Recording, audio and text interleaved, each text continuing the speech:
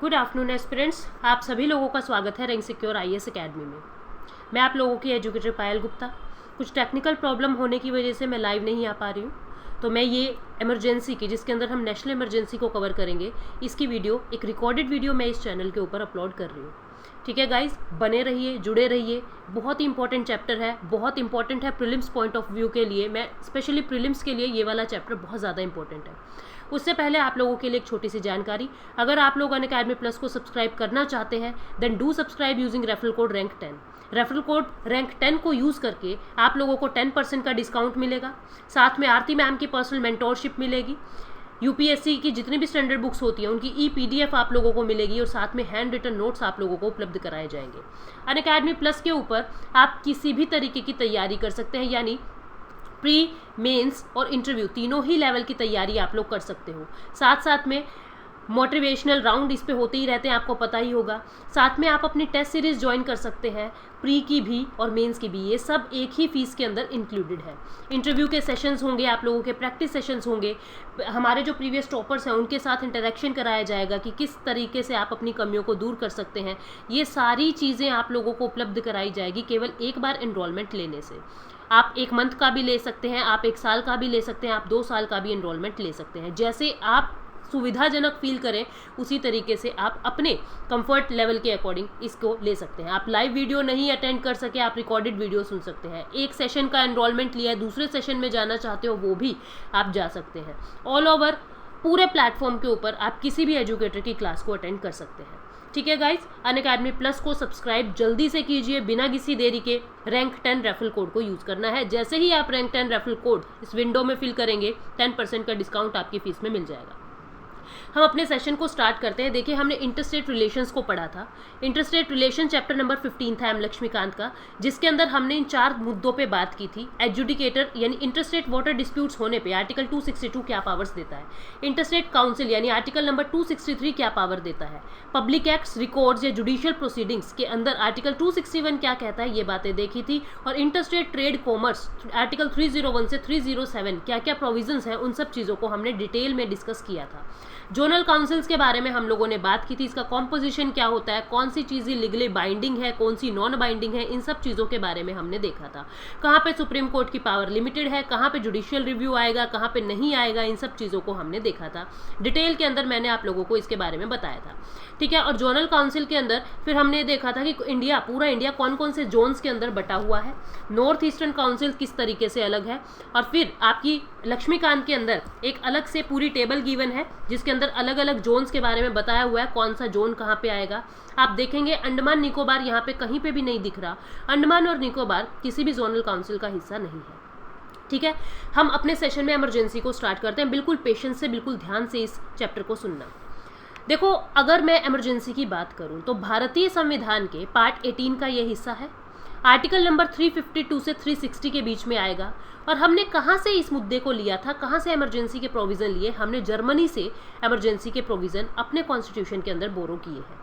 आपको पता होना चाहिए 1933 के अंदर जर्मनी के अंदर जो एडोल्फ हिटलर थे, उन्होंने इमरजेंसी प्रोविजंस को यूज़ किया था और बहुत ज़्यादा मिसयूज़ किया था। उन्होंने प्रेस पे सेंसरशिप लगा दी थी, उन्होंने वहाँ के लोगों के राइट टू लाइफ तक को छीन लिया था। मतलब बहुत ही ज़्यादा तानाशाही एडोल्फ हिटलर ने जर्मनी के अंदर 1933 में अपनाई थी। तो पता लगा था दुनिया को कि इमरजेंसी प्रोविजंस भी कुछ है, जहाँ पे जो एग्जीक्यूटिव है वो सारा कंट्रोल अपने हाथ में ले लेते हैं, जो प्रेसिडेंट है, जो प्राइम मिनिस्टर है, वो सारा कंट्रोल जो है वो अपने हाथ में ले लेते हैं। जिस तरीके से वहाँ पे हिटलर ने, जिन्होंने एंटी जूज मूवमेंट चलाई थी, वो नाजीज थे, एक तरीके के गुंडे आप कह सकते हो, और पूरी तरीके से तानाशाह बन गए थे हिटलर इमरजेंसी का यूज़ करके। तो भारत को भी डर था। बी.आर. अम्बेडकर ने क्या किया, आपको पता है, इसके बाद सेकेंड वर्ल्ड वॉर हुआ था 1939 से लेकर 1945 तक। अब भारत का संविधान लिखा जा रहा है। 9 दिसंबर 1946 को हमारी पहली मीटिंग होती है।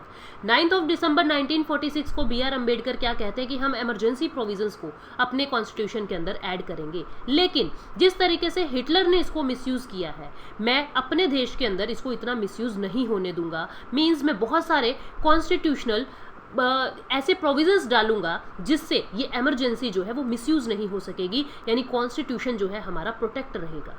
तो बहुत सारी ऐसी चीज़ें जहाँ पे इमरजेंसी को मिसयूज़ ना कर सके कोई भी यूनियन लेवल का एग्जीक्यूटिव या कोई भी स्टेट लेवल, यूनियन लेवल, कोई भी लोगों के साथ इनजस्टिस ना कर सके, इमरजेंसी इस तरीके से भारत के संविधान में मॉडिफाई करके डाली गई। लेकिन इमरजेंसी का कंसेप्ट हमने कहाँ से उठाया था? जर्मनी गवर्नमेंट से हमने इमरजेंसी का कंसेप्ट उठाया था। पार्ट 18 आर्टिकल 352 से 360 भारतीय संविधान के अंदर ये आता है।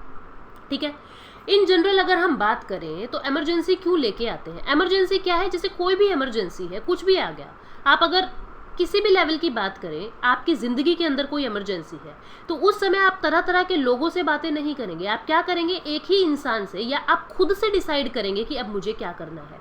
सेम चीज़ इंडिया के अंदर है। जैसे ही इमरजेंसी के प्रोविजंस आ जाते हैं तो स्टेट लेजिस्लेचर की पावर खत्म हो जाती है। अलग अलग स्टेट से अब यूनियन कुछ नहीं पूछेगा, सारी पावर किसके हाथ में आ जाती है? यूनियन गवर्नमेंट के हाथ में आ जाती है। जैसे ही इमरजेंसी लगती है, जो हमारा फेडरल फीचर होता है वो किस में बदल जाता है? वो पूरा फीचर हमारा यूनिटरी बन जाता है। All over India unitary tilt हो जाता है, यानी यूनियन पार्लियामेंट के हाथ में सारी स्टेट लेजिस्लेचर की ताकत आ जाती है। स्टेट लेजिस्लेचर सस्पेंड नहीं होता है, लेकिन उसकी ताकत जो है उससे छीन ली जाती है, उसकी पावर उससे छीन ली जाती है, और वो सारी पावर लॉज बनाने की, एग्जीक्यूटिव की, फाइनेंस की सारी पावर यूनियन गवर्नमेंट के हाथ में आ जाती है। इमरजेंसी को लेके क्यों आया गया? क्या है इसके रीजन? इन जनरल हम बात करें तो देश की सॉवरेनिटी, देश की यूनिटी, देश की इंटीग्रिटी और देश की सिक्योरिटी को मेंटेन करने के लिए इमरजेंसी जैसे कंसेप्ट को लेके आया गया। जब कभी भी ऐसा लगेगा प्रेसिडेंट को कि भारत के ऊपर खतरा है, वो इमरजेंसी डिक्लेयर कर देंगे। जब कभी भी प्रेसिडेंट को ऐसी फीलिंग आएगी कि स्टेट कॉन्स्टिट्यूशनल मशीनरी के अंदर फेल होता दिख रहा है, स्टेट कॉन्स्टिट्यूशन के प्रोविजंस को फॉलो नहीं कर रहा है, स्टेट गाइडलाइंस को फॉलो नहीं कर रहा है, या हमारे देश की इंटीग्रिटी या यूनिटी के ऊपर खतरा है, हमारी सिक्योरिटी पे खतरा है, उसी समय जो देश का यूनियन पार्लियामेंट है या देश के अंदर जो प्रेसिडेंट है वो इमरजेंसी को डिक्लेयर कर देंगे। तो इन सब चीज़ों को, जो भारत की आधारशिला है, जो भारत का बेस है, sovereignty, unity, integrity and security, जिसके लिए हम जी रहे हैं, जिसके लिए हमारा संविधान है, जिसके लिए हमारे सैनिक फौज पे खड़े हैं, बॉर्डर्स पे खड़े हैं, उन सब चीज़ों को प्रोटेक्ट करने के लिए इस इमरजेंसी का प्रोविज़न आया है। इससे इफेक्ट क्या पड़ेगा? इफेक्ट ये पड़ेगा कि सेंट्रल गवर्नमेंट बहुत पावरफुल हो जाती है इमरजेंसी के दौरान, और स्टेट की सारी पावर, स्टेट का सारा कंट्रोल सेंट्रल गवर्नमेंट के हाथों में चला जाता है।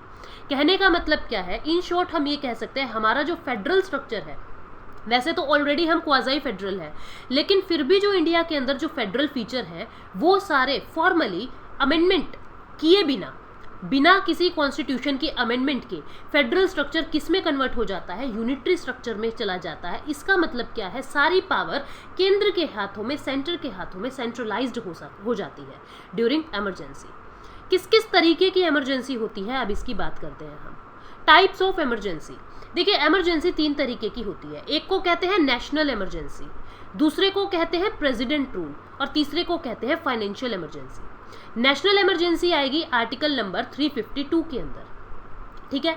प्रेसिडेंट रूल आएगा आर्टिकल नंबर 356 के अंदर, और आर्टिकल 360 के अंदर आएगा फाइनेंशियल इमरजेंसी, जो भारत के अंदर कभी नहीं लगी। नेशनल इमरजेंसी इंडिया के अंदर 3 बार लग चुकी है। कब कब? 1962 में जब इंडिया चाइना वॉर हो रहा है, फिर 1965 जब पाकिस्तान की लड़ाई चल रही थी, उस समय 62 वाली ही हमारी जो है इमरजेंसी लगी हुई थी। और उसके बाद हमने एक और बार युद्ध किया 1971 में बांग्लादेश की आज़ादी के लिए, यहाँ पे भी पाकिस्तान से हमने लड़ाई की थी। तो इस समय भी नेशनल इमरजेंसी को प्रोक्लेम किया गया था, और 1975 में फिर से इंदिरा गांधी ने प्रोक्लेमेशन दे दिया। कहने का मतलब क्या है? 1962 के अंदर पहली ये बार इमरजेंसी लगी है, नेशनल इमरजेंसी यूजिंग आर्टिकल 352। जब 1965 का युद्ध हुआ भारत और पाकिस्तान में, तो यही इमरजेंसी गोइंग ऑन थी। इसी इमरजेंसी के अंदर ही 1965 का युद्ध हो जाता है, यानी ये एक बार इमरजेंसी लगी है। सेकेंड टाइम इमरजेंसी लगी है 1971 में। जिस समय 1971 का इमरजेंसी लगा, सेकेंड बार हमारा पाकिस्तान से युद्ध हो रहा था, ठीक है। और 1975 के लिए तीसरी emergency, national emergency, Indira Gandhi ने थर्ड इमरजेंसी इंडिया के अंदर लगाई थी। इस तरीके से 3 बार नेशनल इमरजेंसी भारत के अंदर लगी है। फाइनेंशियल इमरजेंसी इंडिया के अंदर कभी नहीं लगी, और आशा भी यही करेंगे कि कभी ना लगे, ठीक है। और जो प्रेसिडेंट रूल है वो जगह जगह मल्टीपल टाइम्स लग चुका है। 352 के अंदर नेशनल इमरजेंसी की बातें हैं। किस किस बेस के ऊपर नेशनल इमरजेंसी लगती है? कहीं से वार हो जाए यानी लड़ाई हो जाए दूसरे देश के साथ, कोई एक्सटर्नल एग्रेशन इंडिया के साथ हो रहा है, या आर्म्ड रेबेलियन इंडिया के अंदर हो रहा है, ये चीज़ों के बेस पे नेशनल इमरजेंसी लगती है। अभी डिटेल में पढ़ेंगे इन सब चीज़ों के बारे में, ठीक है। कॉन्स्टिट्यूशन के अंदर क्या शब्द लिखा हुआ है नेशनल इमरजेंसी के लिए? Proclamation of emergency. आर्टिकल 352 में इमरजेंसी के लिए क्या वर्ड यूज किए गए हैं कॉन्स्टिट्यूशन में? प्रोक्लेमेशन ऑफ इमरजेंसी, ठीक है। आर्टिकल नंबर 356 में प्रेसिडेंट रूल आता है। कब होगा प्रेसिडेंट रूल? जब स्टेट की कॉन्स्टिट्यूशनल मशीनरी फेल हो जाए। क्या मतलब है? जब स्टेट कॉन्स्टिट्यूशन के प्रोविजंस के अकॉर्डिंग काम नहीं कर रहा है, उस केस में प्रेसिडेंट रूल लगेगा यूजिंग आर्टिकल 356। इसे स्टेट इमरजेंसी भी कह सकते हैं या कॉन्स्टिट्यूशनल इमरजेंसी भी कह सकते हैं। जबकि कॉन्स्टिट्यूशन में इस सिचुएशन के लिए, किस सिचुएशन के लिए? यानी failure of constitutional machinery in the state, इस सिचुएशन के लिए इमरजेंसी वर्ड का यूज नहीं किया गया था। कॉन्स्टिट्यूशन के अंदर इमरजेंसी वर्ड का यूज नहीं है, ये हम अपनी सहूलियत के लिए कह रहे हैं स्टेट इमरजेंसी, ठीक है। वहां पे प्रेसिडेंट रूल ही लिखा है। और तीसरा जो फाइनेंशियल इमरजेंसी, जब फाइनेंशियल इंस्टेबिलिटी हो जाए इंडिया के अंदर, आर्टिकल नंबर 360 से फाइनेंशियल इमरजेंसी लगेगी। हम आज की क्लास में नेशनल इमरजेंसी को डिटेल में एनालिसिस करेंगे। Proclamation of national emergency article number 352 कहता है। 352 आर्टिकल क्या कह रहा है?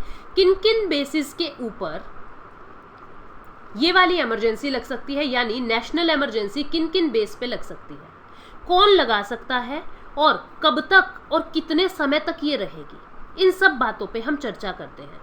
आर्टिकल नंबर 352 ये कहता है इसे कौन लगा सकता है? प्रेसिडेंट प्रोक्लेमेशन ऑफ इमरजेंसी को घोषित कर सकता है, यानी इमरजेंसी लगा सकता है। कब लगाएगा?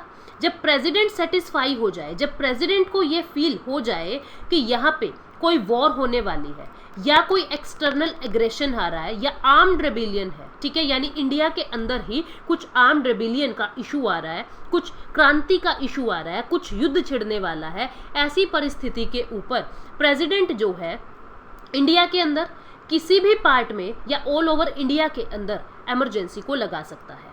आर्टिकल नंबर 352 सब क्लोज 1 क्या कह रहा है? प्रेसिडेंट लगा सकता है जब प्रेसिडेंट सेटिस्फाई हो जाए। किस चीज़ों के लिए सेटिस्फाई हो जाए? या तो यहाँ पे वॉर है, या यहाँ पे एक्सटर्नल एग्रेशन है, या यहाँ पे आर्म्ड रेबेलियन है। तीसरा इंपॉर्टेंट पॉइंट क्या है? या तो पूरे इंडिया के अंदर इमरजेंसी लगेगी, या इंडिया के किसी एक पर्टिकुलर टेरिटरी के ऊपर, किसी एक पर्टिकुलर भाग के ऊपर भी इमरजेंसी लग सकती है, ठीक है। इस चीज़ों में 3 बातें इंपॉर्टेंट हम लोगों ने पढ़ ली। एक और चीज़, प्रेसिडेंट क्या युद्ध होने के बाद ही या युद्ध के दौरान ही इमरजेंसी लगा सकता है? ऐसा नहीं है। अगर प्रेसिडेंट को ऐसा फील हो जाए कि अभी युद्ध हुआ नहीं है लेकिन होने वाला है, तब भी इमरजेंसी लग सकती है। देखो यहाँ पे लिखा हुआ है, it may be made before the actual occurrence of war or any such aggression or rebellion if the president is satisfied that there is a imminent danger thereof. अभी युद्ध हुआ नहीं है, अभी एग्रेशन हुआ नहीं है, अभी आर्म रेबेलियन हुआ नहीं है, लेकिन होने वाला है। प्रेसिडेंट को ये समझ आ गया कि 100% अब तो वॉर जस्ट टू हैपन है, बस होने ही वाला है। उस केस में भी यानी बिफोर एक्चुअल अकरेंस भी इमरजेंसी लग सकती है। तो आर्टिकल नंबर 352 हमें 4 बातें बता के गया। क्या क्या? कौन लगाएगा? प्रेसिडेंट लगाएगा। किस किस केस के अंदर लगाएगा? या तो वॉर की सिचुएशन है, या एक्सटर्नल एग्रेशन की सिचुएशन है, या आर्म्ड रेबेलियन की सिचुएशन है, ये ठीक है। और या तो पूरे इंडिया के अंदर लगेगा, ऑल ओवर इंडिया, तीसरी बात जो इंपॉर्टेंट इसने बताई, या पर्टिकुलर किसी स्पेसिफिक पार्ट के अंदर इमरजेंसी लग सकती है, ठीक है। चौथी इंपॉर्टेंट बात क्या बताई? युद्ध से पहले भी, बिफोर एक्चुअल अकरेंस भी, अभी हुआ नहीं है युद्ध, लेकिन बिफोर एक्चुअल अकरेंस भी प्रेसिडेंट इमरजेंसी की घोषणा कर सकता है। ऐसा आर्टिकल नंबर 352 में हमने डिटेल में देख लिया, ठीक है। एक एक पॉइंट बता रही हूं, प्री के अंदर गलत नहीं होना चाहिए। आर्टिकल नंबर 352 सब क्लोज 9 क्या कहता है? इसे 38th अमेंडमेंट एक्ट 1975 से इंदिरा गांधी जी ने ऐड किया था। क्यों किया था? आपको पता है 26 जून 1975 से लेके 21 मार्च 1977 तक इंडिया के अंदर एक बहुत लंबी इमरजेंसी रही थी। इंदिरा गांधी ने कुछ अपने पर्सनल पॉइंट ऑफ व्यू से इस इमरजेंसी को लगा दिया था। अब जिस समय 1975 में इंदिरा गांधी ने इस इमरजेंसी को अनाउंस किया, ऑलरेडी वहां पे 1971 की जो युद्ध हुआ था, हमारा वॉर हुआ था पाकिस्तान के साथ 1971, 9 दिसंबर 1971 को ये युद्ध शुरू हुआ था। बांग्लादेश को आज़ाद कराना था, जो ईस्ट पाकिस्तान के रूप में जाना जा रहा था। यहाँ पे ऑलरेडी इमरजेंसी चल रही थी, ठीक है। इस इमरजेंसी के ऊपर ही इंदिरा गांधी ने एक और इमरजेंसी की घोषणा कर दी। तो इंदिरा गांधी से पूछा गया कि मैडम, ऑलरेडी इमरजेंसी चल रही है और आप 1975 में इमरजेंसी के ऊपर इमरजेंसी कैसे लगा सकती हैं? तो इंदिरा गांधी ने क्या किया, कॉन्स्टिट्यूशन को अमेंड किया और 38th अमेंडमेंट एक्ट 1975 लेके आई।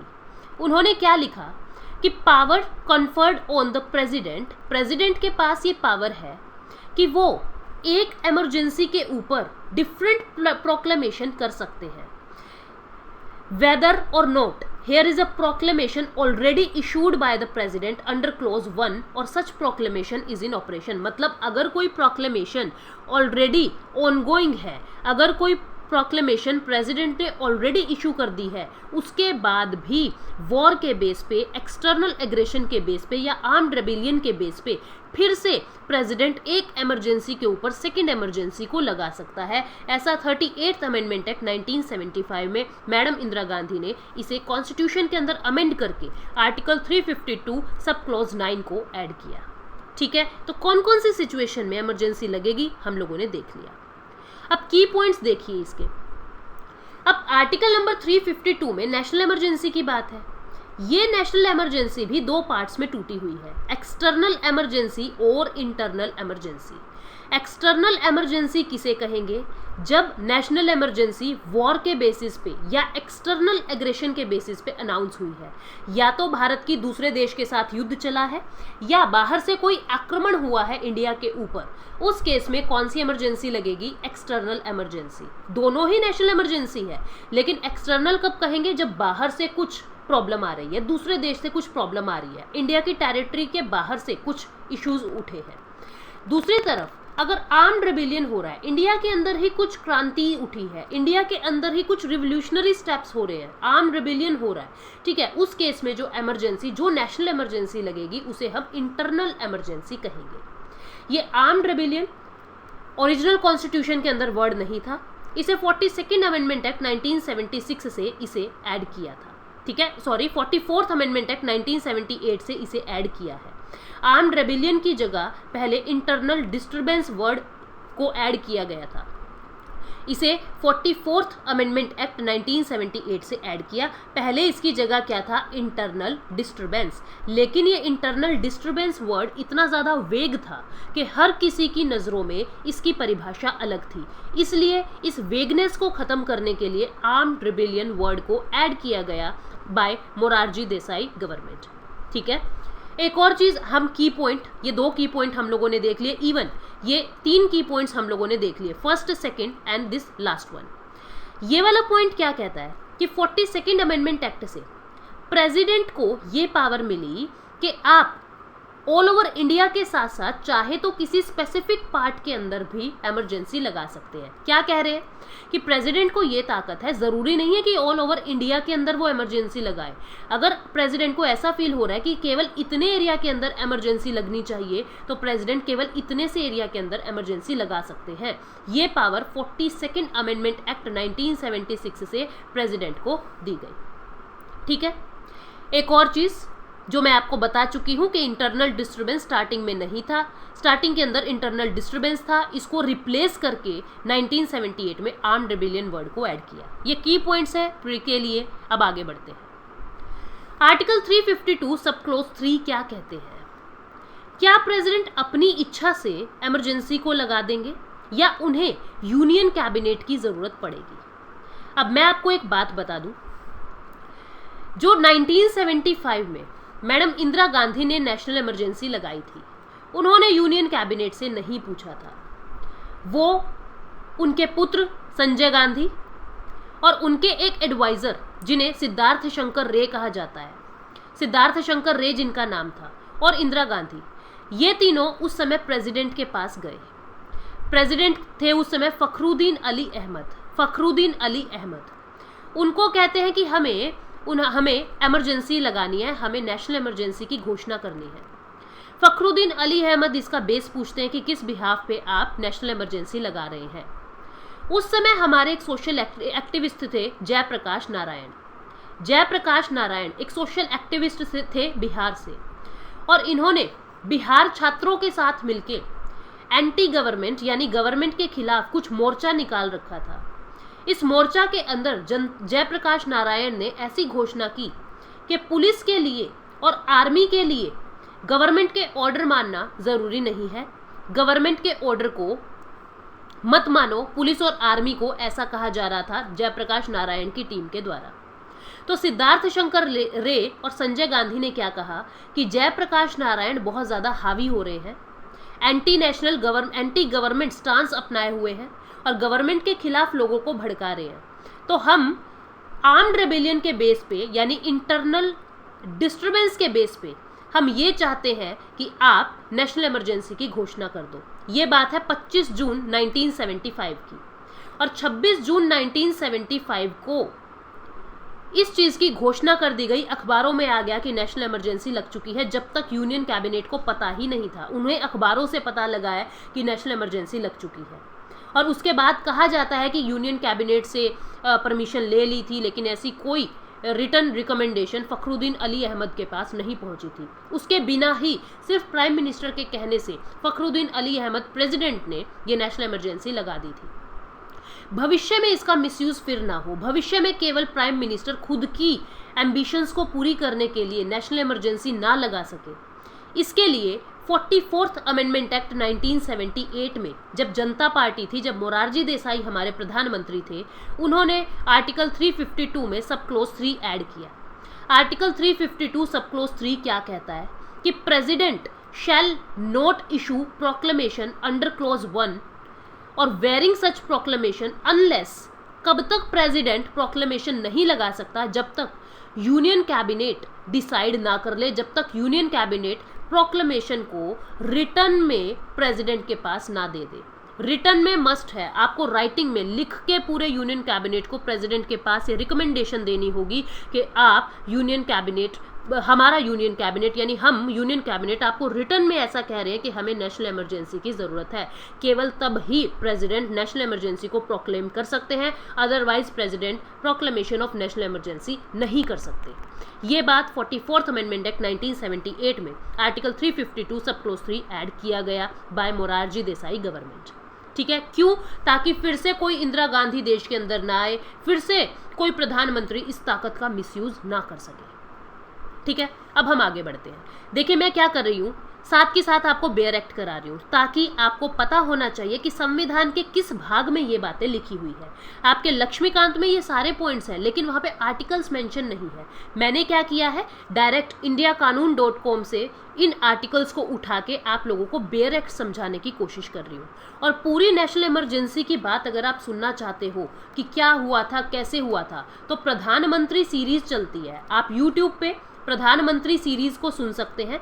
ये एक शो है एबीपी न्यूज़ की तरफ से, एबीपी न्यूज़ जो हमारा चैनल है, न्यूज़ चैनल है, इस चैनल पे प्रधानमंत्री सीरीज आई थी, और उस प्रधानमंत्री सीरीज पे आप पूरे फैक्ट्स के साथ उस समय की 1975 की नेशनल इमरजेंसी को सुन सकते हैं। ठीक है, क्यों लगी थी, कैसे लगी थी, क्या हालात हुए थे, आप वहाँ पे सुन सकते हैं। बहुत इंटरेस्टिंग है और बहुत इंफॉर्मेटिव भी है। अब देखो 38th अमेंडमेंट एक्ट 1975 में पास किया गया था इंदिरा गांधी ने। कौन कौन सी दो बातें 38th अमेंडमेंट एक्ट से इंदिरा गांधी ने इसके अंदर ऐड कर दी थी? एक तो article number 352 sub close 9 add किया था। क्या कह रहा था आर्टिकल नंबर 352 सब क्लोज 9 कि ऑलरेडी अगर कोई इमरजेंसी लगी हुई है तो प्रेसिडेंट फिर से ऑनगोइंग इमरजेंसी पे एक और इमरजेंसी लगा सकते हैं, ये चीज़ ऐड की। और दूसरा ये कह दिया इंदिरा गांधी ने कि इमरजेंसी इम्यून है जुडिशियल रिव्यू से, यानी इसे कोर्ट में चैलेंज नहीं किया जा सकता। तो यहाँ तो हमारे फेडरल फीचर की, हमारे बेसिक स्ट्रक्चर की धज्जियां उड़ाने की कोशिश हो रही है। ठीक है, तो अब यहाँ पे क्या हुआ, तब तक आपको पता है कि 1973 के अंदर हमारा बेसिक स्ट्रक्चर वर्ड जो है वो डिफाइन हो चुका था, बेसिक स्ट्रक्चर वर्ड जो है वो आ चुका था। तो इस सेकंड पॉइंट को चैलेंज किया गया, जुडिशियल रिव्यू की ताकत को चैलेंज किया गया कि ये हमारे बेसिक स्ट्रक्चर में आप इसे कैसे छेड़ सकती है। तो मिनर्वा मिल केस 1980 का आया, आप लोग पहले भी जानते हैं इसको, और ये कहा गया कि इमरजेंसी जो है जुडिशियल रिव्यू के अंडर आएगा, everything in India is under judicial review. और 38th अमेंडमेंट एक्ट का जो ये सेकंड पॉइंट है, इमरजेंसी जुडिशियल रिव्यू के अंदर इम्यून है, इम्यूनिटी मिलती है, उस चीज़ को नल एंड वॉइड डिक्लेयर किया गया। मतलब क्या है, अगर कोई भी इमरजेंसी लगती है तो उसे सुप्रीम कोर्ट के अंदर चैलेंज किया जा सकता है कि कहीं सिर्फ खुद की चीज़ों को पूरा करने के लिए, खुद के एम्बिशंस को पूरा करने के लिए सत्ता नेशनल इमरजेंसी तो नहीं लगा रही, ये बात सुप्रीम कोर्ट चेक कर सकता है। और 42nd अमेंडमेंट एक्ट 1978 से 38th अमेंडमेंट एक्ट 1975 को डिलीट भी कर दिया था। कंप्लीटली डिलीट नहीं हुआ, ये जुडिशियल रिव्यू वाली बात को डिलीट भी कर दिया था, सेकंड पॉइंट को डिलीट कर दिया था 38th अमेंडमेंट एक्ट 1975 के। किस तरीके से? 42nd अमेंडमेंट एक्ट 1978 से, और उसे चैलेंज भी कर दिया था मिनर्वा मिल केस 1980 के अंदर। ठीक है, तो इन शॉर्ट में ये कह रही हूँ कि जो इमरजेंसी है वो जुडिशियल रिव्यू के बियॉन्ड नहीं है, अंडर जुडिशियल रिव्यू है। आगे बढ़ते हैं हम। आर्टिकल नंबर 352 सब क्लोज 4 क्या कहता है? पार्लियामेंट्री अप्रूवल और ड्यूरेशन की बातें कर रहा है। मैं आपको यहां से ये बातें नहीं समझा रही हूं क्योंकि ये थोड़ा सा आपको डिफिकल्ट लग सकता है, ये बेयर एक्ट की लैंग्वेज है। ठीक है, इससे रिलेटेड लक्ष्मीकांत क्या कह रही है उसे देखिए, उन्होंने थोड़ा सिंप्लीफाई इसे किया हुआ है। The proclamation of emergency must be approved by both houses of parliament within 1 month from the date of its issue. क्या कह रहा है ये पॉइंट? ये कह रहा है आर्टिकल नंबर 352 सब क्लोज 4 के अंदर ये बात लिखी हुई है। क्या लिखी हुई है कि मान लीजिए 1 जनवरी 2020 को भारत के अंदर नेशनल इमरजेंसी की घोषणा कर दी जाती है, तो पार्लियामेंट से अप्रूवल लेना जरूरी है। पार्लियामेंट से अप्रूवल लेना जरूरी है, लोकसभा और राज्यसभा दोनों से अप्रूवल लेना जरूरी है। कब तक? 1 फरवरी 2020 तक ये अप्रूवल आ जाना चाहिए। विद इन 1 month लोकसभा से भी राज्यसभा से भी ये अप्रूवल आ जाना चाहिए।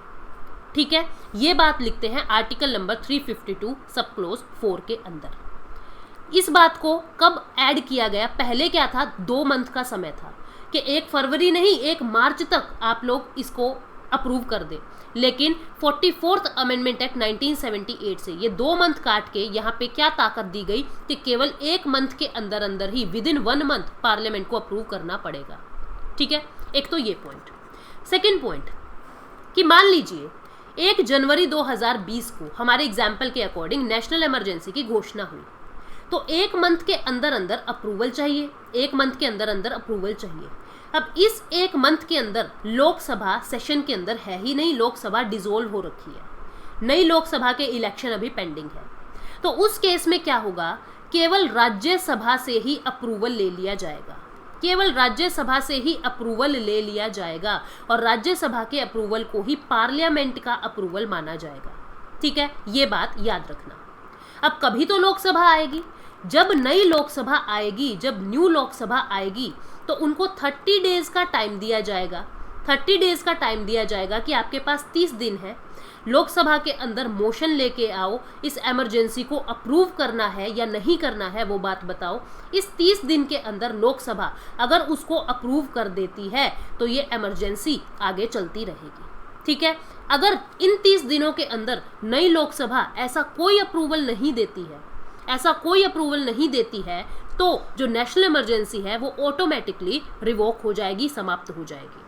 ठीक है, ये बात यहाँ पे लिखी हुई है।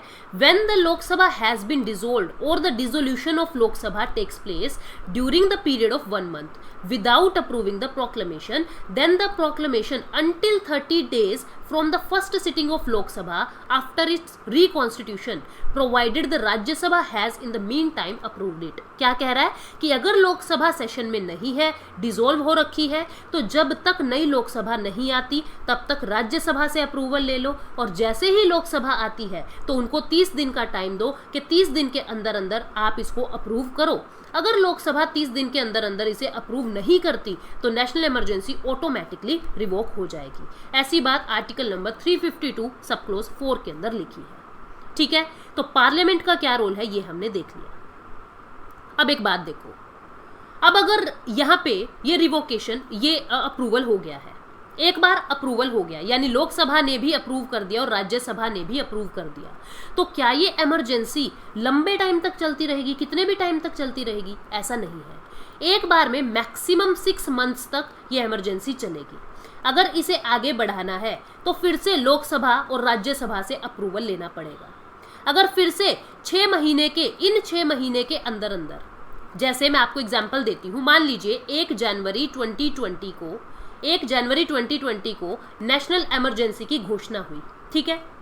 1 महीना यानी 1 फरवरी 2020 तक लोकसभा और राज्यसभा दोनों ने अप्रूवल दे दिया। लोकसभा नहीं है तो केवल राज्यसभा ने अप्रूवल दे दिया। दोनों के अप्रूवल के बाद ये जो इमरजेंसी है वो 6 महीने तक रहेगी, 6 मंथ्स तक रहेगी, ठीक है, 6 मंथ्स तक रहेगी।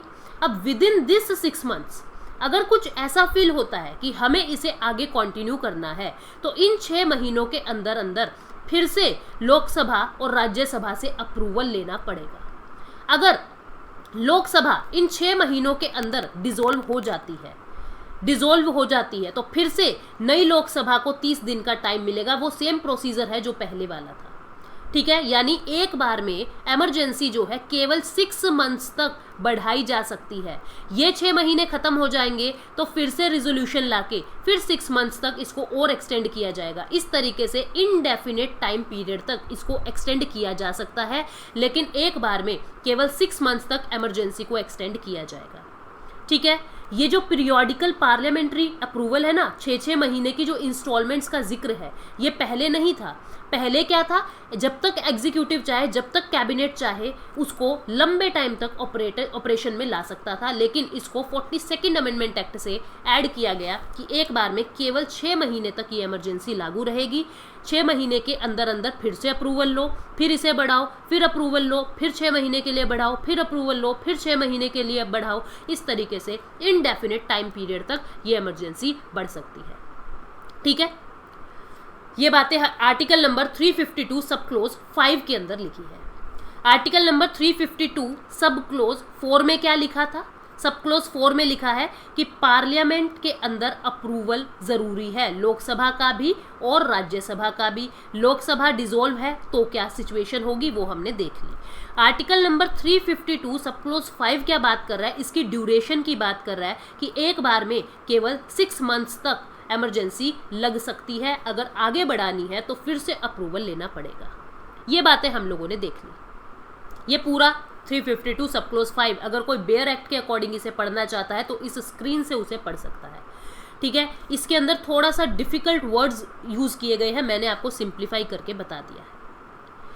अब हमने कहा कि पार्लियामेंट के अंदर मेजॉरिटी चाहिए, पार्लियामेंट के अंदर मोशन लेके आना पड़ेगा। तो किस तरीके की मेजॉरिटी चाहिए पार्लियामेंट के अंदर? लोकसभा और राज्यसभा के अंदर किस तरीके की मेजॉरिटी चाहिए? दोनों हाउसेस से पास होनी चाहिए स्पेशल मेजॉरिटी चाहिए हमें, सिंपल मेजॉरिटी नहीं। इसके अप्रूवल के लिए, नेशनल इमरजेंसी के अप्रूवल के लिए हमें स्पेशल मेजॉरिटी चाहिए। किस तरीके की special majority? Majority of total membership of that house, यानी कि absolute majority plus majority not less than 2/3 of the members of that house present and voting। In short में आपको बताऊं, लोकसभा के अंदर कम से कम 273 वोट्स, क्योंकि वो 2 कंडीशंस कह रहा है। पहली कंडीशन क्या कह रहा है? एब्सोल्यूट मेजॉरिटी होनी चाहिए। एब्सोल्यूट मेजॉरिटी के अंदर क्या होता है? टोटल स्ट्रेंथ का 50% + 1। टोटल स्ट्रेंथ अगर 45 है, divided by 2 + 1 that will be 273 votes. और साथ साथ में सेकंड कंडीशन भी पूरी होनी चाहिए। मान लीजिए प्रेजेंट है 400 या मैं कहूँ प्रेजेंट है 500, वोट किया है मान लीजिए 480 ने, तो प्रेजेंट एंड वोटिंग कितने हो गए? 480। इसका 2/3 भी ज़रूरी है। दोनों कंडीशन जब फुलफिल हो जाएंगी उसी केस के अंदर लोकसभा के अंदर भी स्पेशल मेजॉरिटी चाहिए, राज्यसभा के अंदर भी स्पेशल मेजॉरिटी चाहिए। इस तरीके की मेजॉरिटी से पार्लियामेंट अप्रूव करेगी नेशनल इमरजेंसी को। ये बात कहाँ लिखी हुई है? आर्टिकल नंबर 352 सब क्लोज 6 के अंदर, कि हमें एब्सोल्यूट मेजॉरिटी के साथ साथ टोटल मेंबरशिप यानी members of that house present and voting not less than 2/3 वाला इशू, ये दोनों सिचुएशंस हमें फुलफिल करनी है। ये स्पेशल मेजॉरिटी का प्रोविजन भी 44th अमेंडमेंट एक्ट 1978 से ऐड किया। उससे पहले सिर्फ सिंपल मेजॉरिटी से पार्लियामेंट अप्रूव कर सकती थी। आप देख पा रहे हैं कि इंदिरा गांधी का टाइम था 1976 वाला, 1975 वाला, उस दौरान कितना इजी था इमरजेंसी के प्रोविजंस। ये तो 44th अमेंडमेंट एक्ट 1978 से एवरीथिंग ऐड हो रही है। ध्यान देते रहना किस तरीके से इमरजेंसी के मिसयूज को बचाया है 44th अमेंडमेंट एक्ट 1978 में।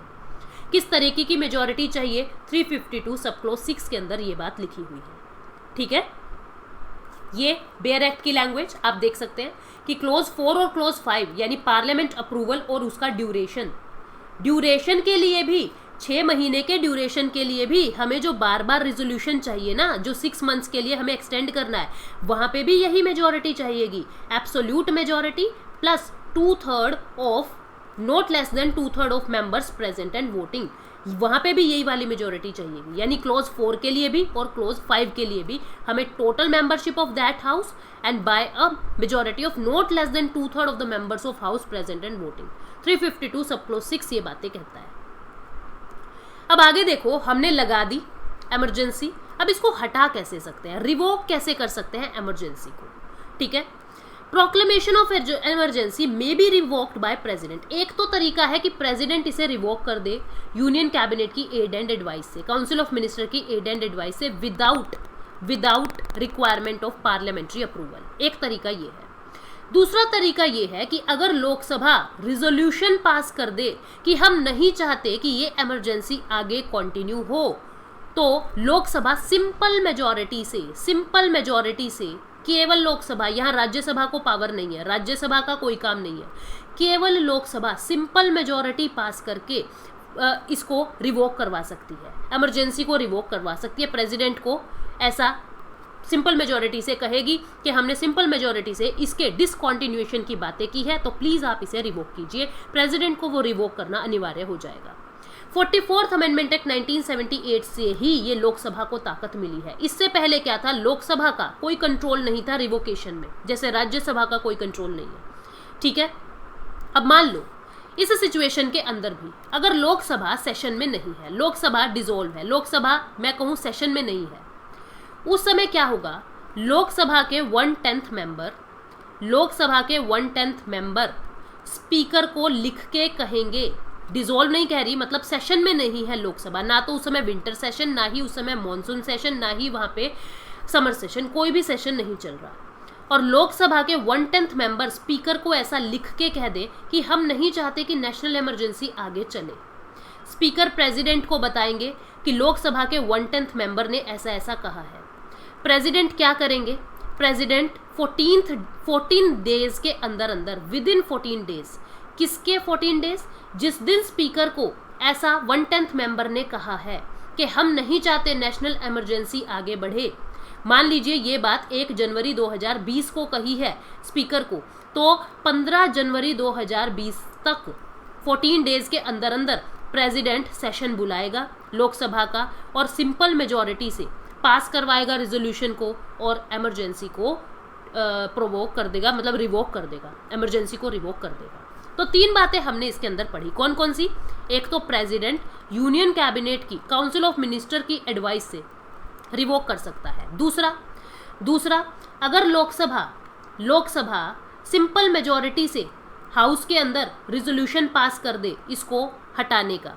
तीसरा, मान लीजिए लोकसभा सेशन में नहीं है और इसके 1/10 मेंबर स्पीकर को लिख के ये कह दें कि हम नहीं चाहते कि नेशनल इमरजेंसी आगे बढ़े, तो 14 डेज के अंदर इस स्पीकर को लेटर मिलने के 14 डेज के अंदर प्रेसिडेंट सेशन कंडक्ट करेंगे और कहेंगे कि सिंपल मेजॉरिटी से मुझे ये रिजोल्यूशन पास करके दिखाओ और मैं इस इमरजेंसी को रिवोक कर दूंगा।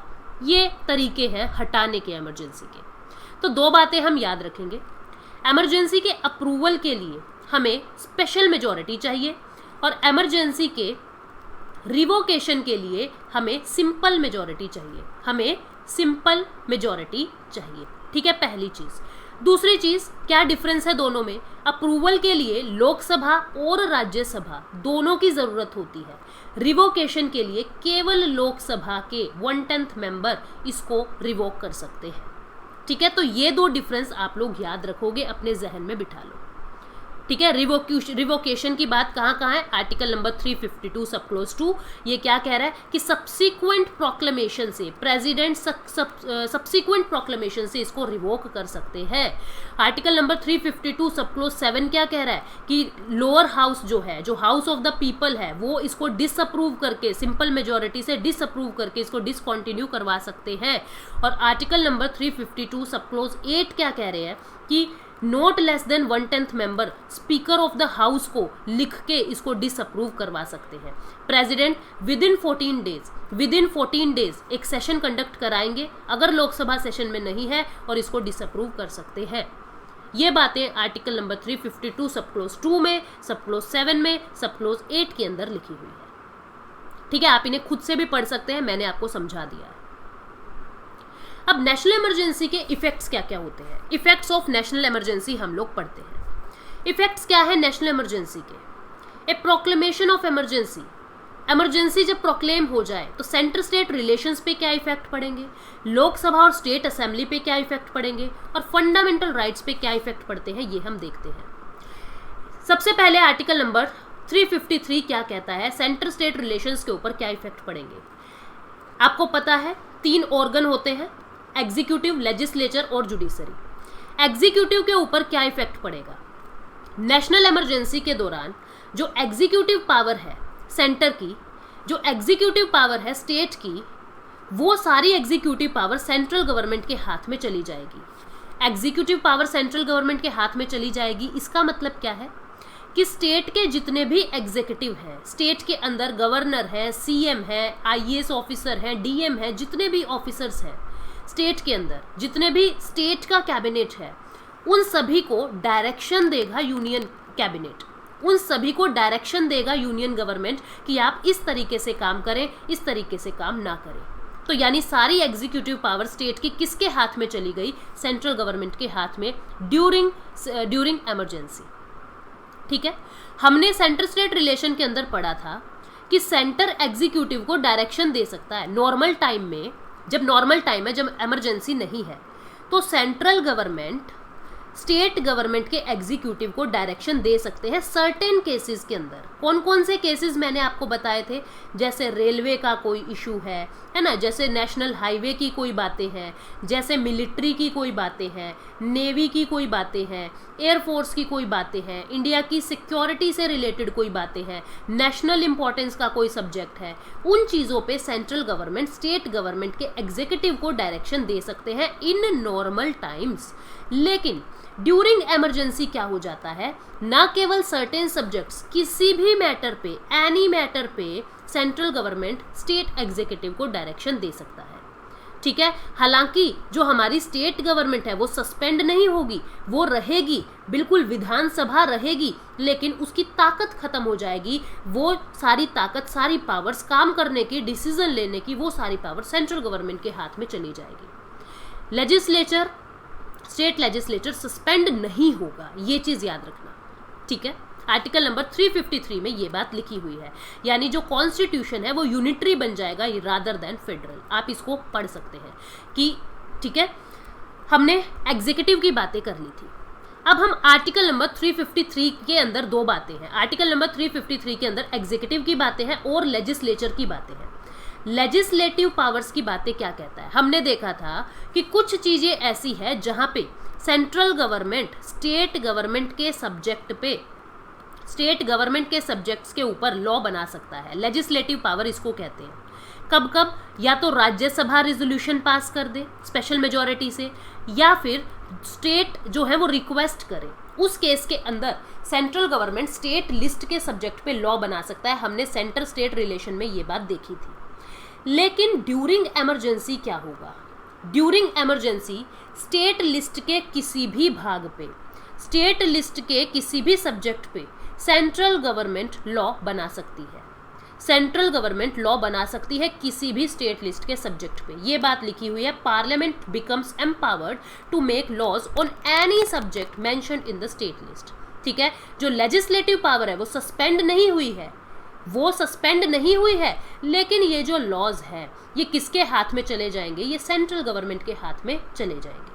ठीक है, यानी हमारा देश यूनिटरी बन जाएगा फेडरल की अपेक्षा। अब जो ये लॉज बनाए हैं ड्यूरिंग इमरजेंसी, क्या ये फिर हमेशा के लिए रहेंगे या कब तक इनकी ड्यूरेशन रहेगी? जैसे कोई स्टेट लिस्ट का सब्जेक्ट था और देश के अंदर इमरजेंसी के दौरान यूनियन गवर्नमेंट ने इसके ऊपर लॉ बनाया था, तो ये लॉ कितने समय तक रहेगा उसको देखते हैं हम। ये लॉ ड्यूरिंग इमरजेंसी तो रहेगा, ड्यूरिंग इमरजेंसी तो रहेगा ही रहेगा यूनियन गवर्नमेंट का लॉ, लेकिन जैसे ही इमरजेंसी हट जाती है, रिवोक हो जाती है, उसके 6 महीने तक और इस लॉ के अंदर ताकत रहेगी। 6 महीने के बाद ये इनऑपरेटिव हो जाएगा, ये लॉ जो है वो खत्म हो जाएगा और स्टेट लेजिस्लेचर जो लॉ बनाती है वो लागू हो जाएगा। ठीक है, मान लीजिए यूनियन गवर्नमेंट का एक भी हाउस उस समय सेशन में नहीं है, तो प्रेसिडेंट उस समय ऑर्डिनेंस भी इशू कर सकता है स्टेट सब्जेक्ट पे। ठीक है, स्टेट सब्जेक्ट पे ऑर्डिनेंस भी इशू किया जा सकता है। 42nd अमेंडमेंट एक्ट 1976 से एक और चीज ऐड की। मान लीजिए ये पूरा इंडिया है, नेशनल इमरजेंसी केवल इतने भाग में लगी हुई है। यहाँ पे अगर सेंट्रल गवर्नमेंट स्टेट सब्जेक्ट पे कोई लॉ बनाती है तो क्या वो लॉ केवल इतने भाग के अंदर ऑपरेटिव रहेगा? ऐसा नहीं है। हो चाहे तो प्रेसिडेंट उसको इतने पार्ट के अंदर भी लागू कर सकती है, जहाँ पे नेशनल इमरजेंसी नहीं भी है वहाँ पे भी उसको लागू कर सकती है, या ऑल ओवर इंडिया भी उस लॉ के इफेक्ट को लागू कर सकती है। ऐसी बात 42nd अमेंडमेंट एक्ट 1976 में ऐड की गई। It provided that the 2 consequences mentioned above, executive and legislative, extends not only to a state where emergency is in operation but also to any other state। किसी दूसरे state के अंदर भी जहां emergency नहीं भी लगी हुई वहां पे भी ये पावर्स जा सकती है। ऐसी बात 42nd अमेंडमेंट एक्ट 1976 से ऐड की गई। ठीक है, फाइनेंशियल रिलेशंस कैसे डिस्टर्ब होंगे, ये बात आर्टिकल नंबर 352 में लिखी हुई है। 353 के अंदर एग्जीक्यूटिव और लेजिस्लेचर की बात लिखी हुई है और 354 में फाइनेंशियल रिलेशंस की बातें लिखी हुई है। 354 क्या कहता है कि जिस समय नेशनल इमरजेंसी आती है उस समय प्रेसिडेंट सेंटर को कह सकता है कि आप स्टेट को डिवोल्यूशन, टैक्स डिवोल्यूशन ना दें, आप स्टेट को ग्रांट इन एड ना दें, या तो रिड्यूस कर सकते हैं या कैंसिल ही कर सकते हैं इस पैसे की ट्रांसफर को। ठीक है, और ये वाला जो लॉ है, ये वाला जो नोटिफिकेशन है, यानी जो ये ट्रांसफर के ऊपर नोटिफिकेशन आया है, ये कब तक रहेगा? ये कब तक रहेगा? मान लीजिए नेशनल इमरजेंसी लगी 1 जनवरी 2020 को और फाइनेंशियल रिलेशन चेंज कर दिए प्रेसिडेंट ने कि सेंटर आपको नहीं भेजना है पैसा, तो पूरे एक फाइनेंशियल ईयर तक ये जो बातें हैं वो लागू रहेगी। जैसे ही ये फाइनेंशियल ईयर खत्म हो जाएगा, फिर से नई नोटिफिकेशंस आएंगी, ठीक है, तो जब तक एक एंड ऑफ फाइनेंशियल ईयर तक ये मॉडिफिकेशन कंटिन्यू रहेगी।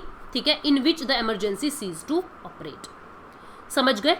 और ऐसा कोई भी ऑर्डर पास करने से पहले प्रेसिडेंट को ये ऑर्डर पार्लियामेंट में सबमिट कराना पड़ेगा। उसके बाद प्रेसिडेंट ऐसी घोषणा कर सकते हैं कि सेंटर अपना ट्रांसफर रिड्यूस कर दे या कैंसिल कर दे। कब तक रहेगा ये एंड ऑफ फाइनेंशियल ईयर तक रहेगा। ठीक है, जैसे ही एक फाइनेंशियल ईयर खत्म हो जाएगा, अगर फिर से मॉडिफिकेशन की जरूरत है तो फिर से इसे पार्लियामेंट से पास करवाना पड़ेगा प्रेसिडेंट को। ये फाइनेंशियल रिलेशंस की हम लोगों ने बात की। लोकसभा या स्टेट असेंबली के ऊपर क्या इफेक्ट पड़ता है नेशनल इमरजेंसी का, वो देखते हैं। ये बातें आर्टिकल नंबर 355 में लिखी है। आपको पता है लोकसभा का टाइम पीरियड कितना है? 5 ईयर्स। लेकिन मान लीजिए 2014 के अंदर कोई सरकार बनी थी, नई लोकसभा आई थी, 2019 तक रहनी थी। मैंने ऐसा मान लिया कि 2018 के अंदर नेशनल इमरजेंसी लग गई और ये चल रही है अभी। ठीक है, तो मान लो 2019 के अंदर नेशनल इमरजेंसी लग गई, अभी इलेक्शन नहीं हुए थे। ऐसे टाइम पीरियड के अंदर इसको 1 साल के लिए, मैक्सिमम 1 साल के लिए लोकसभा को फिर से एक्सटेंड कर दिया जाएगा। अगर फिर से नेशनल इमरजेंसी रही तो फिर से फर्दर 1 साल के लिए नेशनल इमरजेंसी के दौरान गवर्नमेंट लोकसभा के सेशन को एक्सटेंड कर दिया जाएगा। मतलब एक बार में 1 ईयर के लिए लोकसभा को एक्सटेंड किया जा सकता है ड्यूरिंग नेशनल इमरजेंसी। फिर से नेशनल इमरजेंसी रही तो फिर से 1 साल के लिए कर दिया, फिर से 1 साल के लिए कर दिया। मतलब एक साल की इंस्टॉलमेंट पे लोकसभा को एक्सटेंड किया जा सकता है ड्यूरिंग इमरजेंसी। याद रखना बातों को, नेशनल इमरजेंसी कितने इंस्टॉलमेंट, एक बार में 6 मंथ के लिए एक्सटेंड हो सकती है, लेकिन लोकसभा का जो सेशन है वो एक बार में 1 साल के लिए एक्सटेंड हो सकता है। ठीक है, समझ गए? ठीक है। However, this extension cannot continue beyond a period of 6 months after the emergency has ceased to operate। क्या मतलब है कहने का? मान लीजिए 1 जनवरी 2020 को इमरजेंसी लगी थी, लोकसभा का टाइम पीरियड यहाँ पे ख़त्म हो रहा था, लोकसभा का टाइम पीरियड 1 साल के लिए बढ़ा दिया, इमरजेंसी सीज हो जाती है, समाप्त हो जाती है 1 मार्च 2020 के लिए, लेकिन 1 मार्च 2020 को इमरजेंसी जो है वो रिवोक हो गई, मैंने ऐसा मान लिया, लेकिन हम तो लोकसभा को 1 साल के लिए बढ़ा चुके हैं, तो क्या ये 1 साल के लिए बढ़ी रहेगी? ऐसा नहीं है। इमरजेंसी हटने के बाद 6 महीने के लिए, 6 महीने के अंदर अंदर नए इलेक्शन हो जाने ज़रूरी है, नए इलेक्शन हो जाने ज़रूरी है, यानी पूरे 1 साल के लिए अब ये लोकसभा नहीं बढ़ी रहेगी, मैक्सिमम 6 महीने तक अब ये लोकसभा बढ़ी रहेगी। इस 6 महीने के अंदर अंदर नई लोकसभा के इलेक्शन हो जाने चाहिए। कंफ्यूज नहीं होना है, मैं आपको एग्जाम्पल देके बताती हूँ। मान लो लोकसभा को दिसंबर 2019 में एक्सटेंड किया था, दिसंबर 2019 में एक्सटेंड किया था, कब तक? दिसंबर 2020 तक। ठीक है, 1 जनवरी 2020 को इमरजेंसी की घोषणा हुई थी, या मैं कहूँ 1 जनवरी, या आप ऐसा मान के चले 1 दिसंबर 2019 को इमरजेंसी की घोषणा हुई थी, इमरजेंसी लगाई थी, नेशनल इमरजेंसी लगाई थी। ठीक है, और ये इमरजेंसी 1 मार्च 2020 को रिवोक हो जाती है, खत्म हो जाती है। हमने तो लोकसभा दिसंबर 2020 तक बढ़ा रखी है, तो क्या ये दिसंबर 2020 तक रहेगी? ऐसा नहीं है। 1 मार्च 2020 के प्लस 6 मंथ्स के अंदर अंदर नए लोकसभा के इलेक्शन हो जाने चाहिए, यानी फिर उसके बाद 1 साल की ज़रूरत नहीं है, 6 महीने के अंदर अंदर लोकसभा के इलेक्शन हो जाने चाहिए, यानी मैक्सिमम टू मैक्सिमम इसका एक्सटेंशन 6 महीने रहेगा। उम्मीद करती हूँ आपको समझ आ गया है। लेजिस्लेटिव असेंबली पे, स्टेट असेंबली पे क्या इफेक्ट पड़ेगा? पार्लियामेंट स्टेट असेंबली को भी, क्योंकि उनका टाइम ड्यूरेशन भी 5 साल रहता है, 1 साल के लिए उनको भी फर्दर एक्सटेंड कर सकती है, 1 साल करके इनडेफिनेट टाइम पीरियड तक, हर बार 1 साल इस तरीके से बार बार अनाउंस करके लगातार 1 साल की इंस्टॉलमेंट के लिए स्टेट असेंबली को भी आगे बढ़ाया जा सकता है। और जो 6 महीने की बात मैंने ऊपर बताई आपको लोकसभा के लिए, same case state legislative assembly के लिए भी है, कि आपने मान लीजिए 1 साल के लिए लेजिस्लेटिव असेंबली को आगे बढ़ा दिया था, लेकिन उसी दौरान हमारी इमरजेंसी रिवोक हो जाती है, तो वो भी मैक्सिमम 6 महीने तक रहेंगे वहाँ पे। 6 महीने के अंदर अंदर नई स्टेट लेजिस्लेटिव असेंबली के इलेक्शन हो जाने चाहिए। ये लोकसभा और स्टेट असेंबली के ऊपर क्या इफेक्ट पड़ेगा ये हमने देख लिया। फंडामेंटल राइट्स पे क्या इफेक्ट पड़ेगा ड्यूरिंग नेशनल इमरजेंसी? आर्टिकल 358 क्या कहता है कि जैसे ही नेशनल इमरजेंसी लगेगी, नेशनल इमरजेंसी के लगते ही आपका आर्टिकल 19 जो है वो आपसे छीन लिया जाएगा, सस्पेंड हो जाएगा ऑटोमेटिक, और जैसे ही नेशनल इमरजेंसी रिवोक हो जाएगी आपका आर्टिकल 19 ऑटोमेटिक आपके पास आ जाएगा। ठीक है, ऐसी बातें 44th अमेंडमेंट एक्ट 1978 से कुछ और चीज़ें ऐड की गई। क्या ऐड की गई 44th अमेंडमेंट एक्ट 1978 से? कि नेशनल इमरजेंसी में हमने 2 बातें पढ़ी थी। नेशनल इमरजेंसी एक तो एक्सटर्नल एग्रेशन के बेस पे, एक्सटर्नल इमरजेंसी जिसको कह रहे थे, और एक इंटरनल इमरजेंसी जिसे कह रहे थे आर्म्ड रेबेलियन के बेस पे जब हम लगा रहे हैं।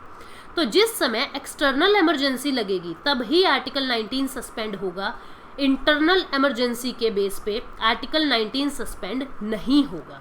ठीक है, ये बात मैंने यहाँ पे बता दी। कैसे ऐड किया? 44th अमेंडमेंट एक्ट 1978 से। ठीक है, इसको चैलेंज नहीं किया जा सकता। कहाँ पे? सुप्रीम कोर्ट में। आर्टिकल 359 क्या कह रहा है? आर्टिकल 358 जो था वो केवल आर्टिकल 19 के बारे में बताता है। 359 19 को छोड़ के बाकी जितने भी आपके फंडामेंटल राइट्स हैं, आर्टिकल 14 to 18 और 20 to 35, इन सब की बातें कर रहा है। क्या कहता है कि ये ऑटोमेटिक सस्पेंड नहीं होंगे। प्रेसिडेंट अपने प्रोक्लेमेशन के अंदर जिन जिन आर्टिकल्स को सस्पेंड करेगा केवल वही आर्टिकल सस्पेंड होंगे। मान लीजिए प्रेसिडेंट ने कह दिया आर्टिकल 14 सस्पेंड है, 15 सस्पेंड है, 16 सस्पेंड है, लेकिन 23 सस्पेंड नहीं है, उन्होंने नहीं मेंशन किया 23 को, तो 23 सस्पेंड नहीं होगा। जिन जिन को वो मेंशन करेंगे केवल वही आर्टिकल सस्पेंड होंगे, ठीक है। और ये ऑटोमेटिक सस्पेंड नहीं होंगे, अगर प्रेसिडेंट ने लिख के कहा है तभी वो सस्पेंड होंगे, ठीक है। आर्टिकल नंबर 20 और 21 को किसी भी तरीके से सस्पेंड नहीं किया जा सकता, चाहे नेशनल इमरजेंसी हो, चाहे कोई भी इमरजेंसी हो, चाहे प्रेसिडेंट कहे या कोई भी कहे, 20 और 21 को सस्पेंड किया ही नहीं जा सकता। ऐसी बात 44th अमेंडमेंट एक्ट 1978 से ऐड की गई, ठीक है। 44th अमेंडमेंट एक्ट 1978 से ऐसी बातें ऐड की गई, ठीक है। तो ये हमने नेशनल इमरजेंसी की बातें कर ली, हम लोगों ने सारी बातें देख ली। मैं आपको रिवाइज करा दूं, आर्टिकल नंबर 352 की हम लोगों ने डिटेल में बात की है। 352 सब क्लोज 1 बताते हैं नेशनल इमरजेंसी होता क्या है, किस किस बेस पे लगेगा। 352 सब क्लोज 2 ये कहते हैं कि सब्सिक्वेंट प्रोक्लेमेशन से इसको हटाया भी जा सकता है, रिवोक किया जा सकता है। आर्टिकल 352 सब क्लोज 3 क्या कहता है कि पार्लियामेंट का एक लिखित अप्रूवल यानी यूनियन कैबिनेट रिटर्न के अंदर बताएंगे प्रेसिडेंट को। 352 सब क्लोज 4 क्या कहते हैं कि कैसे पार्लियामेंट के अंदर कौन इसको अप्रूव करेगा, लोकसभा और राज्यसभा दोनों इसको अप्रूव करेंगे। सब क्लोज 5 क्या कहता है कि ये जो इमरजेंसी लगी है उसका ड्यूरेशन क्या रहेगा, एक बार में 6 महीने के लिए इसको एक्सटेंड किया जा सकता है, ठीक है। सब क्लोज 6 क्या कहता है, कैसी मेजॉरिटी चाहिए, हमें स्पेशल मेजॉरिटी चाहिए। सब क्लोज 7 उसके रिवोकेशन की बात करता है कि लोकसभा रिवोक कर सकती है प्रेसिडेंट को कह के सिंपल मेजॉरिटी से, ठीक है। सब क्लोज 8 क्या कहता है, सब क्लोज 8 ये कहता है कि अगर लोकसभा सेशन में नहीं है तो उस समय 14 डेज के अंदर अंदर स्पीकर को कह के प्रेसिडेंट सेशन कंडक्ट कराएगा और सिंपल मेजॉरिटी से मोशन पास करा के नेशनल इमरजेंसी को लगवा देगा। सब क्लोज 9 क्या कहता है, इंदिरा गांधी ने ऐड किया था 38th अमेंडमेंट एक्ट 1975 से, ये कहता है कि एक इमरजेंसी के ऊपर दूसरी इमरजेंसी लग सकती है, ठीक है। आर्टिकल नंबर 353 क्या कहता है कि सेंटर जो हमारे सेंटर और स्टेट रिलेशंस हैं उनके ऊपर क्या इफेक्ट पड़ेगा। आर्टिकल नंबर 354 क्या कहता है, फाइनेंशियल रिलेशन के ऊपर क्या इफेक्ट पड़ेगा। 355 क्या कहता है हमारा कि लोकसभा और स्टेट लेजिस्लेटिव असेंबली पे क्या इफेक्ट पड़ेगा। 358 कहता है आर्टिकल 19 के ऊपर क्या इफेक्ट पड़ेगा। 359 ये कहता है कि 19 को छोड़ के बाकी जितने फंडामेंटल राइट्स हैं उन पे क्या इफेक्ट पड़ेगा। 20 और 21 आर्टिकल को कोई भी नहीं छीन सकता। ये सारी बातें हम लोगों ने नेशनल इमरजेंसी के लिए की। कल के सेशन में हम लोग अपनी जो आर्टिकल नंबर 356 है उसको डिस्कस करेंगे।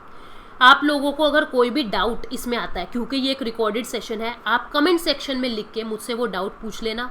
प्लीज़ कोशिश करना इस वीडियो को आज ही देख लें, क्योंकि कल के अंदर हम लोग इसके अगले भाग को करेंगे। Thank you so much guys, take care, bye bye.